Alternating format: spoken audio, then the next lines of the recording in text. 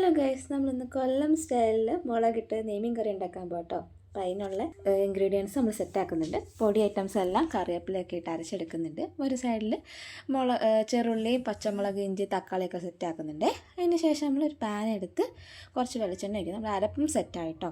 എന്നിട്ട് നമ്മൾ ആ പാനിൽ ചൂടായ എണ്ണയിലേക്ക് കടുക് ഇടുന്നുണ്ട്. അത് പൊട്ടി വന്നിട്ട് നമ്മൾ ഉലുവയാട്ടോ ഇടുന്നത്. ഇത് രണ്ടും നല്ല രീതിയിൽ പൊട്ടി വരുമ്പോഴത്തേക്ക് നമ്മൾ കുറച്ച് കായപ്പൊടി ഇടുന്നുണ്ട്. കായപ്പൊടിയുടെ കൂടെ നമ്മൾ വെളുത്തുള്ളി ഇടുന്നുണ്ട്. എന്നിട്ട് നമ്മൾ സവാള ഇട്ട് നല്ല രീതിയിലൊന്ന് വഴറ്റി എടുക്കുന്നുണ്ട് കേട്ടോ. വഴറ്റി വരാൻ വേണ്ടിയിട്ട് നമ്മൾ കുറച്ച് ഉപ്പുകൂടി ഇടുന്നുണ്ട്. ഉപ്പുകൂടി ഇട്ടിട്ട് നല്ല രീതിയിൽ നമ്മൾ ഇളക്കി സെറ്റാക്കുന്നുണ്ട്. എന്നിട്ട് ശേഷം തക്കാളി ഇടുന്നുണ്ട് കേട്ടോ. തക്കാളി ഇട്ട് നല്ല രീതിയിൽ ഇളക്കിയതിന് ശേഷം നമ്മൾ കുറച്ച് പുളി വെള്ളത്തിലിട്ട് മാറ്റി വെക്കുന്നുണ്ട് കുറച്ച് നേരത്തേക്ക്. എന്നിട്ട് ഈ ഒരു അരപ്പിലേക്ക് നമ്മുടെ നേരത്തെ അരച്ച് വെച്ച അരപ്പിട്ട് നല്ല രീതിയിൽ മിക്സ് ചെയ്യുന്നുണ്ട് കേട്ടോ.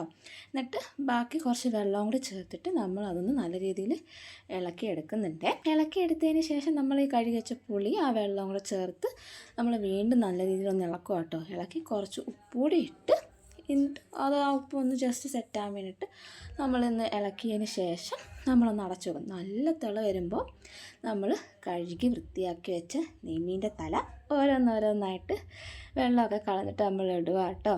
ഇട്ടിട്ട് നമ്മുടെ ആ ചാറ് കുറേശ്ശെ അതിൻ്റെ മുകളിൽ നമ്മൾ ഒഴിച്ച് കൊടുക്കുന്നുണ്ടായിരുന്നേ. ഒഴിച്ച് കൊടുത്തതിന് ശേഷം നമ്മളൊന്ന് അടച്ച് വെക്കുന്നുണ്ട്. 5 മിനിറ്റ് കഴിഞ്ഞിട്ട് നമ്മൾ കുറച്ച് കായപ്പൊടി ഇടുന്നുണ്ട് കേട്ടോ. കായപ്പൊടി ഇട്ടിട്ട് നമ്മൾ ആ തല തിരിച്ച് ഇടുക കേട്ടോ. കാരണം 2 സൈഡും വേവണ്ടേ. നമ്മൾ 2 സൈഡിലും നമ്മുടെ തല അങ്ങോട്ടും ഇങ്ങോട്ടും തിരിച്ചിട്ട് അങ്ങനെ നമ്മൾ 5-6 വട്ടം ചെയ്യുന്നുണ്ട് കേട്ടോ. തിരിച്ച് മറിച്ചിട്ട് ആ ചാറ് നമ്മൾ മുകളിലോട്ട് അയച്ച് കൊടുക്കുന്നുണ്ട്. എന്നിട്ട് കുറച്ച് കറിവേപ്പില ഇട്ട് നമ്മൾ അടച്ച് വെക്കുക കേട്ടോ. എന്നിട്ട് നമ്മുടെ കറി റെഡിയായി.